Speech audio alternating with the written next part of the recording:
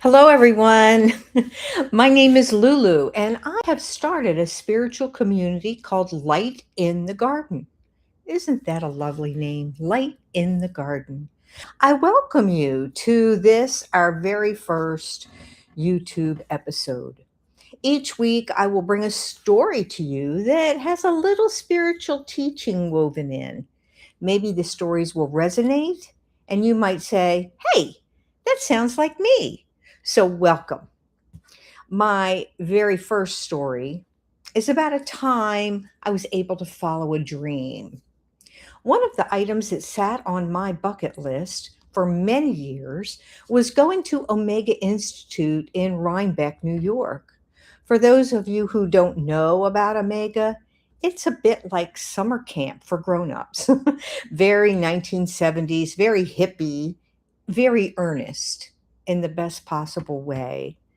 Big name spiritual teachers passed through there. Byron Katie, Thich Nhat Hanh when he was still walking in this dimension, Pema Chodron. But honestly, the people that come in is not the magic. The magic is a little bit harder to name. Omega understands something most of us forget. The environment in which teaching happens it matters much more than the teaching itself. So I finally made it there in September of 2024, driving all the way from Florida, where I live. And I took all the back roads with the Atlas on the seat beside me, moving from small town to small town. It takes longer that way, but I factor that in with intention. Somewhere in the Appalachians on a rainy day, I lost my GPS signal, like completely. I pulled over, decided I needed to take a breath, stepped into the drizzle because it was raining, and stood beside a creek that was moving with such quiet authority.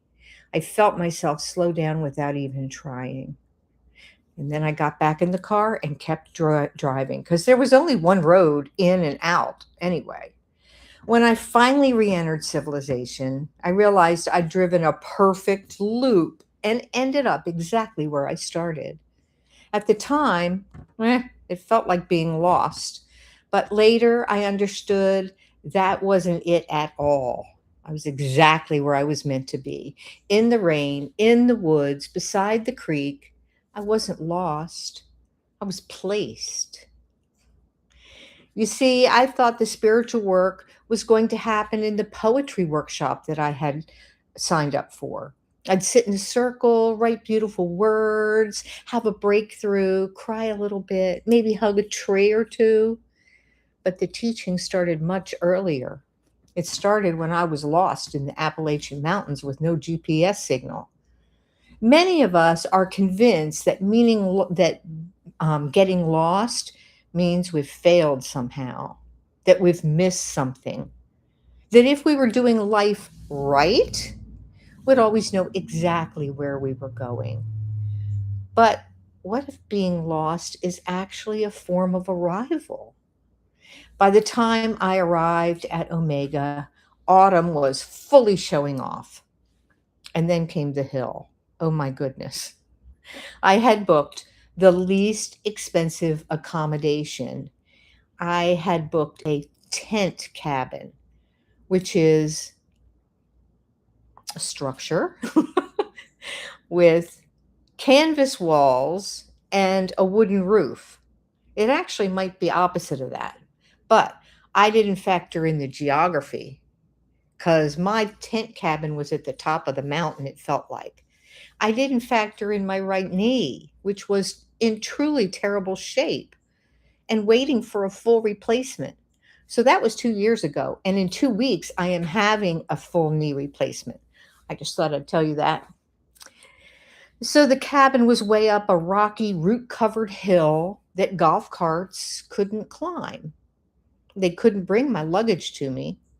My luggage waited on a platform at the bottom of that hill. And so did my reckoning. It waited down there at the bottom of the hill.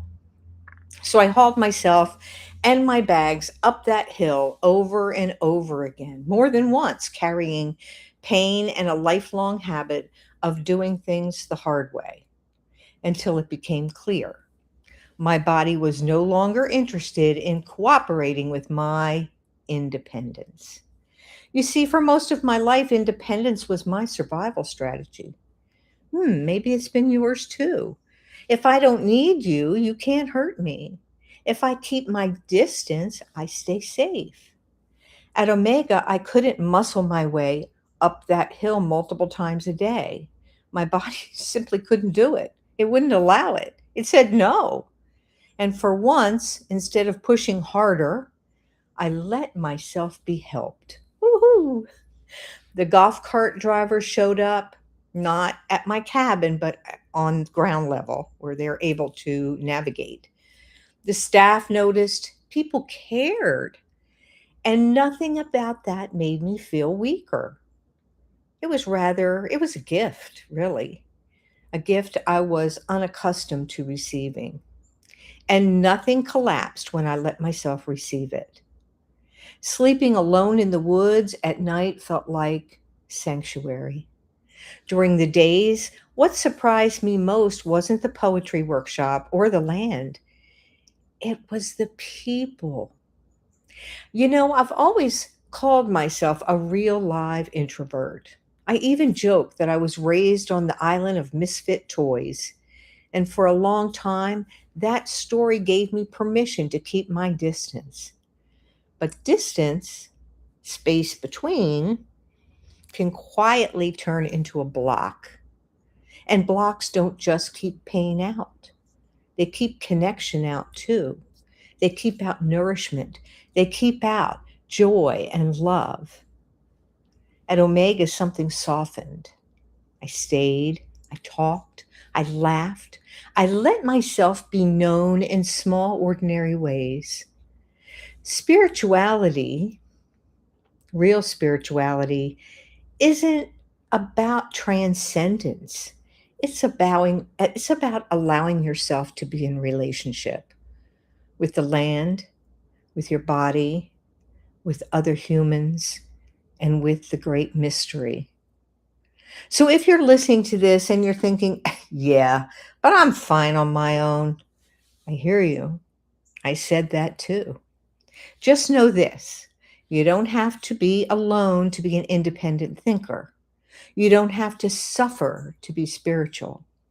And being lost might be the most honest place you've ever stood. That, it turns out, was the real teaching for me. And so, again, I want to thank you for joining me. If you'd like to find out more about what I do, my whole blog list, all the meditations I do, and some of these podcasts that I'm turning into video casts, I don't even know if that's the right word, they are at my website, lightinthegarden.net. Right? I would love it if you would come and join me there, see me there. You can even sign up for next class coming up in July. Have a blessed day, my friends, and thank you for joining me. I really appreciate it. Now I have to figure out how to stop this thing because I don't know how.